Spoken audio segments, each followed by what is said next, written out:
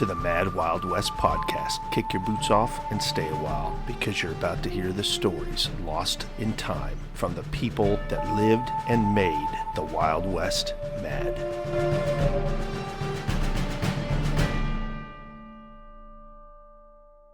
All right, another headline from the Arizona Sentinel, June 22nd, 1872.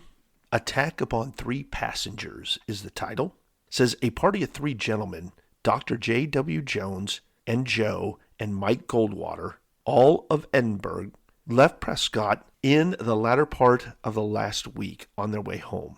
These gentlemen were traveling in 2 buggies. They had not traveled more than 14 miles in the vicinity of Mint Valley when they were attacked by a band of not less than 30 Indians, supposed to be the ever murderous Apaches. The 3 gentlemen, of course, could not offer any resistance, and their only means of escape was to outrun them. The Indians pursued them for about 4 miles on the road when fortunately they met a party of travelers in the direction of Prescott, which caused the Indians to abandon the chase and in their turn to seek security in the mountain holds. During this cowardly attack, Joe Goldwater was shot in the back, somewhere near the shoulder blade. His brother Mike had 2 balls put through the rim of his hat, and Dr. Jones escaped with only a few bullet holes through his shirt and coat.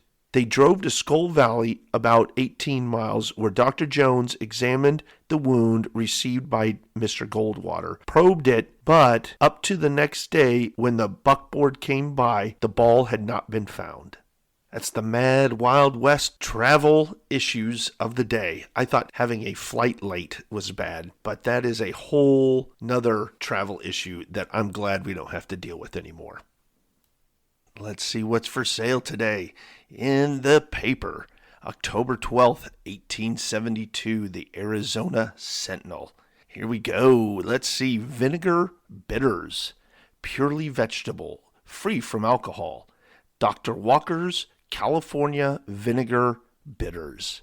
No person can take these bitters according to the directions and remain long unwell, provided their bones are not destroyed by mineral poison or other means, and their vital organs wasted beyond the point of repair. Dyspepsia or indigestion, headache, pain in the shoulders, coughs, tightness of chest, dizziness, sours of the stomach, bad taste in the mouth, palpitations of the heart, inflammation of the lungs, pain in the region of the kidneys, and 100 other painful systems are the offspring of dyspepsia. In these complaints, it has no equal, and one bottle will prove a better guarantee of its merits than any lengthy advertisement. For female complaints, for inflammatory and chronic rheumatism, for skin diseases. One bottle in such cases will convince the most incredulous of their curative effects. Product by R.H. McDonald and Company, Druggist and General Agents, San Francisco, California. Sold by druggists and dealers everywhere. Here we go for the creative people. The Florence will sew everything needed in a family, from the heaviest to the lightest fabric. It does more work, more kinds of work, and better work than any other machines. If there's a Florence sewing machine within 100 miles of San Francisco not working well and giving entire satisfaction, if I am informed of it, it will be attended to without expense of any kind to the owner. Samuel Hill, Agent, 19th New Montgomery Street, Grand Hotel Building, San Francisco. There you go. Man, imagine if car dealers did that kind of service. Be amazing. All right, here's the San Diego, Arizona, and Tucson U.S. Mail Line. Tri-weekly line of 4-horse coaches running between San Diego and Tucson. Time, 5 days. Leave San Diego every Sunday, Tuesday, and Thursday evenings, connecting with the stage for Ralston. Fares to Arizona, $40, to Tucson, $90, to Ralston, $125, and you've got to pay in gold coin. Office, corner of 4th and D Streets in San Diego. City Bakery, P. Bradley, proprietor. Fresh bread, pies and cakes every day, balls and wedding parties, supplies, and cakes and confectionaries at short notice.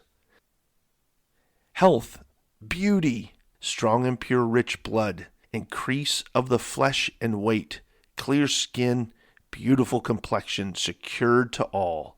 Dr. Radway's Sarsaparilla Resolvent has the most astonishing cures. So quick, so rapid are the changes the body undergoes the influence of this truly wonderful medicine, that every day an increase in flesh and weight is seen and felt. The great blood purifier. Every drop of the sarsaparilla communicates through the blood, sweat, urine, and other fluids and juices of the system, the vigor of life, for it repairs the wastes of the body with new and sound material. Oh man, this cures everything too. Ulcers in the throat, mouth, tumors, nodules in the glands and other parts of the system, sore eyes, discharges from the ears, and the worst of skin diseases, eruptions, fevers, sores, ringworm, acne, black spots, worms in the flesh. Okay, that's a new one. Tumors, cancers in the mouth, cancers in the womb, all weakening and painful discharges, night sweats, and all waste of life are within the curative range of this wonder of modern chemistry. There you go. Some of the things for sale in the newspaper back in 1872 in the mad Wild West. A recollection brings back to me a strange and mysterious killing that occurred near Gilroy in California. This occurred in 1870. A woman by the name of Miss Page came via stage from Watsonville to Gilroy. On arriving at the latter place, she hired a horse and buggy and started toward San Juan, passing the Miller Bloomfield Ranch, where an employee named Kelly was employed. She asked Kelly to take a ride with her, and he accepted. There was a cluster of willows on the side of the road between Miller's home and the Sargent place. The woman invited Kelly to take a walk with her. At this point, and about 200 yards from the road, she drew a pistol and shot him through his head, and also through his heart, killing him instantly. She left him lying there and rode back to Gilroy and gave herself up to the authorities. At the preliminary examination, Miss Page testified that the reason she killed Kelly was that he had slandered her. She wanted him to retract the slander. He refused, and she killed him. The outcome of this case I do not remember, but it was a big sensation in the section of the state for a long time on account of the woman having announced her destination as San Juan when she hired the buggy. All of San Juan turned out en masse to see if they knew her, but she was never identified. At this point, I wish to digress and take up the career of one of California's celebrated bandits, who certainly deserves more than a passing notice. To allude to Vasquez, who, 90 in 1873, was committing depredations throughout Monterey, Santa Clara, and counties south. Vasquez will go down in the annals of California crime alongside Joaquin Murrieta, California's bandit king in the 50s. Vasquez for a while was a very striking figure in the criminal records of the state, and the press was full of his exploits. Inasmuch as he was well known in San Juan and frequently came there, accompanied by some of his confederates, one of whom was Chavez, mentioned elsewhere as being one of my schoolmates at San Juan. I think it might be of interest to the readers of these memories that I have here insert something regarding to this man. Vasquez was sent from Los Angeles County in 1857 to the penitentiary for horse stealing. He escaped that prison, but was soon captured and was imprisoned until 1863. After he was released, he joined forces with two worthies by the name of Procopio and Soto, two notorious hombres. These two men, Procopio and Soto, were known far and wide as desperate men. Sheriff Henry Morse of Alameda was on the hunt for Soto to answer for some crime he had committed. The two men met, and in the gunfight that ensued, Soto was killed. Vasquez then organized an augmented band of desperados and made a raid in San Benito County, which I will give in full as the tragedy was related by Mr. Snyder, the keeper of the store that was raided. About 5 o'clock p.m. of August 26, 1873, Adon Levita and Juan Gonzalez came into my store as they had done at other times, and bought and paid for some merchandise. They hung around the store until about sundown, at which time William Burnett, driver of the new Idria stage, arrived. Being a half hour earlier than usual that evening, I changed the mail and stepped outside to see the stage off. In 5 or 6 minutes after the stage had left for New Ida, Vasquez, Morena, and Chavez appeared in front of the store on horses. They were armed with revolvers and rifles. They alighted from their horses and tied them up to the fence close up to my store porch. I watched them closely as they were more heavily armed than at other times when they purchased and paid for goods. I noticed while they were tying their horses that Chavez had a lot of rope in the side coat of his pockets. They eyed me very closely while tying up the horses. Mr. Lewis Smith, a neighbor, just then came up and stepped in the store and called for a broom. I told him I did not like the looks of those fellows outside. In a moment, the 3 men came in, Vasquez inquiring for a letter by some Spanish name. I stepped behind the desk to look for the letter he called for. And at the same time I heard someone say in an audible voice, "Lay down, lay down." Finding no mail for the name called for, I turned to tell him so, when I saw my clerk, John, and Lewis Smith and Henry Murray laying on the floor. Across the room from me stood Gonzalez and Don Levita, with 6 shooters aimed at me, and Morana standing in the door with a rifle pointed at me, ordering me to lie down. But I would not do so at first. My impulse was to shoot with a rifle which I had nearby, but it had but 1 load, and I thought of my family in the adjoining building. If I should shoot one of the men, I would be killed anyway, and possibly my family also. They spoke with vehemence, and said they would blow the top of my head off, drawing a bead on me at the same time. I need not tell you how large those cylinders looked to me at the moment, but I will say that they seemed to grow larger every moment. I submitted and laid down behind my desk. I will say it was the most trying thing I had ever done in my life, but it was to save my own life and that of my family that I submitted. Vasquez tied my hands behind my back, laid me on my face, and covered me with a blanket. They tied my clerk's hand behind his back and then tied his feet to his hands and laid him on his face. They tied Mr. Smith and Mr. Murray the same way. Vasquez then remarked, "Boys, I'm sorry to treat you this way, but if I should try to make my living by honest work and the people should find out who I am, they would hang me inside of a week. The only way I have to make a living is robbing other people, and as long as they have money, I'm going to have my share." He also told me he would spare my life as I had submitted. They then commenced to pilfer the store and our pockets. About this time I heard Mr. Haley, who drove a 4-horse team, calling my name. I dare not answer. The bandits hit him on the head with a 6-shooter, took him off the wagon, and tied him to the front wheel. They took all the money he had and left him in that condition. He worked himself loose, but he still stood stooped over that way for the fear they would find he was untied. By this time, Mr. Conley and his wife and a boy came along. They were stopped, and Mr. Conley was brought near the store and tied, then laid on the ground. Miss Conley screamed at the top of her voice, and they threatened to shoot her as they were afraid she would alarm the neighbors. Miss Snyder came out and took her by the hand and led her into the house, telling her to be quiet and maybe their lives would be spared. The Conley boy crawled across the road on his hands and knees, climbed a fence, and crossed the river to a neighbor. The hostler at the barn was told to lie down, but not knowing what it meant, laughed. They hit him on the head with a gun, tied him up, and took him behind the barn. George Redford of Gilroy, with a 4-horse team, drove up and started to unhitch his team. They ordered him to lay down. He was hard of hearing and ran once around his wagon and then into the stable, where they shot him through the heart. A Frenchman who had stopped here with a band of sheep for the night knew them, and they knew him. While nearing the barn, they shot at him, tearing his upper teeth out. He jumped the fence into an adjoining field and ran back on the store porch, they after him. As he was running onto the porch, they shot him through the breast. I heard him fall and struggle in death.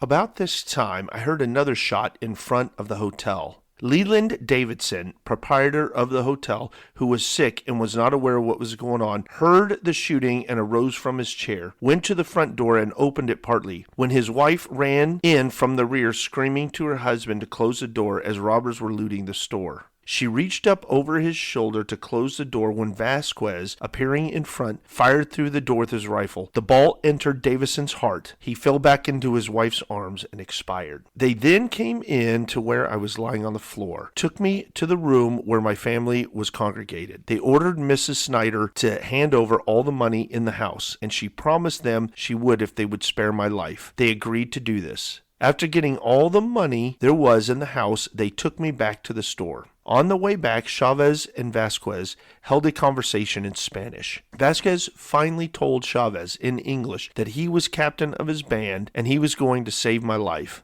Taking me to the store, they laid me down on my side, my hands tied behind me, and covered me with a blanket. Then they commenced packing the horses with goods from the store. From being tied so tightly, my hands and arms were swollen and pained me terribly. I made a special request for the third time to loosen the ropes.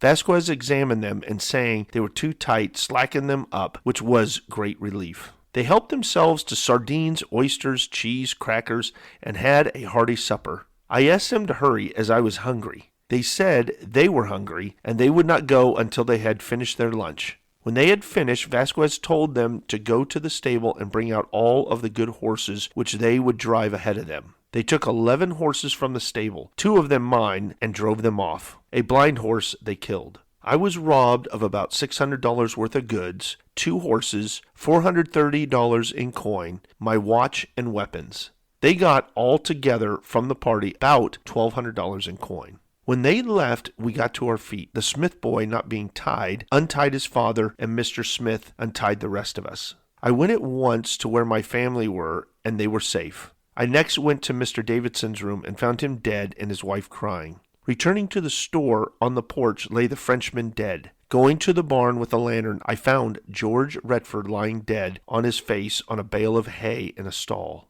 The next morning, there was a crowd of neighbors there who had heard of the robbery and the murders. During the shooting, Miss Snyder and Mrs. Sam Moore had forethought enough to lie flat on the floor to escape the bullets that were flying around. Thus ends the account of Vasquez's raid on the store as narrated by Mr. Snyder. This murderous raid was the sensation of the entire county for weeks after it occurred. It incited renewed efforts to run down and capture Vasquez. After this startling exploit, Vasquez proceeded south and was finally captured in Los Angeles. He was brought back to San Benito County.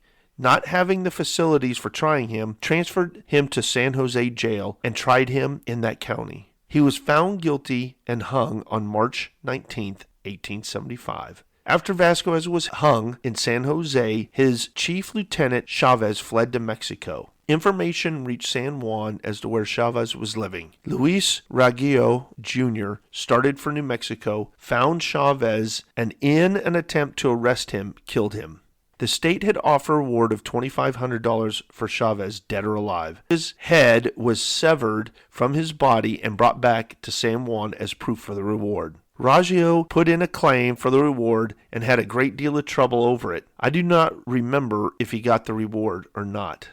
In 1876, I had a band of sheep pastured in Pleasant Valley, guarded by several herders. At this time, there were a great many sheepmen in that district with their flocks. One of the sheep owners was Geo W. McConnell, afterwards, for years, the assessor of San Benito County. Out of this meeting, there grew an acquaintanceship and friendship between McConnell and myself that continued until the death of McConnell. I suspect that George found his charming wife in the vicinity of San Benito's store. Her maiden name was Kennedy, and she lived with her folks on the upper San Benito. George, driving his flocks to and from the area and sections around, formed an acquaintance with Annie Kennedy, and subsequently were married. A most charming woman was Miss McConnell, who, with her husband, has long since passed away. There were remnants of the Vasquez band traveling through that section yet. They stole horses and cattle. Eventually, these men were wiped out. Where my sheep were pastured in Pleasant Valley was in a district and direct line with the canyon and one of Joaquin Murrieta's and Vasquez's strongholds in their day of banditry. There was another picturesque canyon between where I was located and another valley. In this canyon, there was another band of desperados that had been affiliated with Murrieta and Vasquez. I was about 3 miles from my nearest neighbor. Somehow or another, I escaped. I was never preyed upon by these desperados, although they passed my location, coming and going. I, however, always felt nervous over this situation, as I did not know what day or night might bring them forth. One morning, about 6 or 7 o'clock, 3 of these desperados in a gang rode up on horseback to my place. Each of them had a rifle and a 6-shooter and a Bowie knife in his belt. I was frightened, of course, but I assumed a calm demeanor and asked them to alight and have some breakfast with me. In the corner of the cabin which I occupied was my shotgun, loaded with buckshot. I made up my mind that I would use that shotgun if anything happened toward me. A long table that we used when the sheepherders came to shear the sheep stood between me and the robbers. When I extended the invitation, they dismounted and came into the cabin. Whilst I was cooking breakfast, I kept my eye on them, as I did not know what minute trouble would ensue. I gave the desperados a pretty fair breakfast, inasmuch as I had my own cow and had plenty of butter and milk, and the chickens that I had furnished me with fresh eggs. The 3 men ate heartily, and after thanking me for the meal, mounted their steeds and rode away. A short distance from my place, they robbed a sheep herder of all the money he had, and also his grub. The situation in that section was too dangerous, and I, with the rest of the sheepmen in the valley, made up my mind to get out of there as soon as possible. We all did. We left there the ensuing season, which was a dry year. Practically all the sheepmen lost their herds by starvation. In 1877, one San Juan sheepman, Mr. Baker, drove his herd of 8,000 sheep into the high Sierras where there was a pasture. After skirmishing around that region, he came out in the fall with 1,000 head. He was heavily in debt and turned over the 1,000 head to his creditors. So this next story, we're going to be up in Northern California. I know we've all been living through a pandemic, which has been terrible, but we're going to look at a epidemic that had struck there and that most of you probably have heard about and familiar with. So let's read this story from first-hand account out of Northern California in the mad Wild West. In 1868 came the great epidemic that struck San Juan and all the surrounding districts sorely. It was the year of the great smallpox epidemic.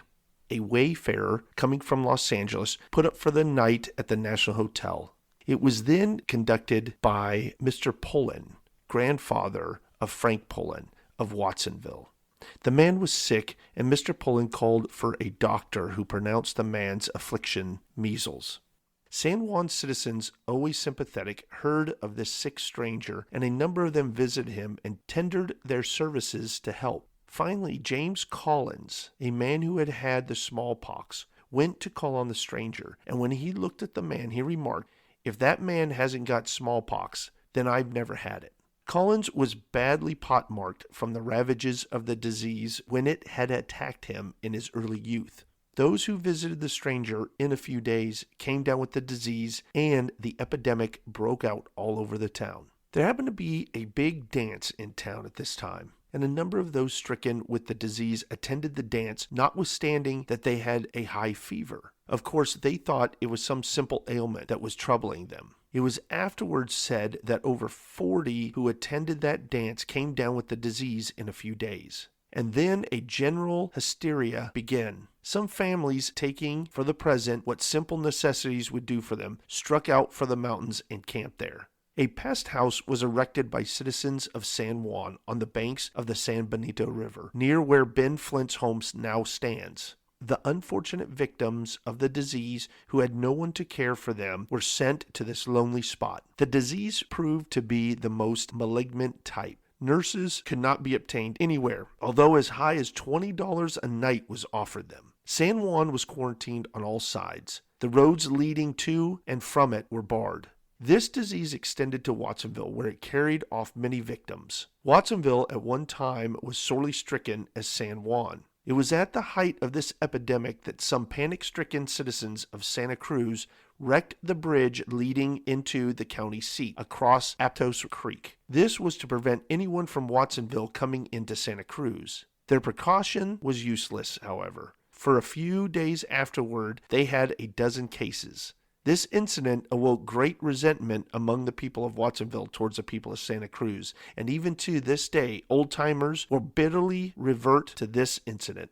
San Juan was in sore straits. The stock of provision was rapidly decreasing, and as no one was allowed to enter the town or go out of it, the people were desperate. It is related that the two of the citizens snuck out and made their way to Monterey. On the outskirts of that settlement, they changed their clothes and then went into that town to solicit aid and assistance for the stricken people of San Juan. One of the men that went on his errand of mercies was George Pullen, a young lad, afterward the father of Frank Pullen of Watsonville. When these two men were recognized in Monterey, everybody ran away from them, and it was only after a kind-hearted doctor took them in hand, heard their story and what they had done, that confidence was restored to the Montereyans to the effect that the visitors were all right. Pullen and his associate returned with both money and provisions. The Montereyans had been exceedingly generous. During this epidemic, the dead were buried at night. Men were employed to dig the graves as fast as they could. I remember hearing that there were 13 burials in one night, and after the epidemic was over, it was reported that upwards of 130 had died from the disease. At the pest house, James Collins and Joel Beals were in charge of the patients, and it was alleged that they drank heavily in order to ward off the disease. It is scarcely fair to blame them, for as the work they had to perform and the sights they saw was enough to drive any man to strong drink. It is related that one day, needing the bunk occupied by a certain patient who was very low, they decided, insomuch as the man was due to die anyway, he might as well die outside of the building as inside. Accordingly, they picked up the helpless patient, carried him outside, and laid him on a slab where he reposed all night. The night was bitterly cold, but strange to say, this man got well, and the patient to whom they gave his bed died. The dead were hauled to the cemetery in a dump cart and had to cross the San Juan Creek. There was no bridge across the creek. On crossing this creek one night, the corpse slipped out of the cart whilst the vehicle was going up the steep bank, and the attendants did not miss the body until they got to the cemetery, whereupon they retraced their steps and brought back the corpse to its last resting place. During the smallpox epidemic of 1868, I was attending Santa Clara College. I was in October of that year, just before I came home at the end of the school year, that the great earthquake occurred. Previously, there had been slight earthquakes throughout California, but no extensive damage was done until this quake in October of 1868. In common with the rest of the scholars, I had to follow the usual custom of attending chapel services, and that morning I attended the services in the college chapel. A few minutes after I came out of the chapel, the earthquake occurred. It was a particular tremor, as in this, that the earth seemed to roll in waves. You could see trees swaying to and fro, and the violence of the shock threw me to the ground. However, connected with the quake was a circumstance which tends to make one believe in fatalism. That is, when your time comes to cross the divide, there is no use of endeavoring to escape the decree. Overhanging the seat that I always occupied in the chapel was an immense glass chandelier. This chandelier weighed fully 200 pounds. It was composed of a myriad of gas jets and was adorned with hundreds upon hundreds of beautiful glass pendants hanging down, which, when the chandelier was lit, presented a dazzling effect. This chandelier was shook from its fastenings and crashed down, smashing into pieces on the very seat that I always occupied at morning services. I often look back on this happening and wonder what strange providence was watching over me. The chapel of the college was rent in twain diagonally from one end of the roof to the other. San Jose suffered greatly in the earthquake. But strange to say, San Juan escaped with comparatively little damage. In fact, that great earthquake, for it was the greatest earthquake that had hitherto been experienced by the Yankees who were rapidly settling up in California, was not nearly as severe to the mission San Juan as the quake of 1880, which leveled it to the ground brick by brick. End of the Sisters' Orphanage at the old mission, exposing both floors of the building at the end. Near where the brick wall fell out could be seen the dormitories of the little orphans with the neat small cots therein. I hope you enjoyed this week's episode and the crazy stories. And until the next episode, keep your horses tied up. Thanks for listening.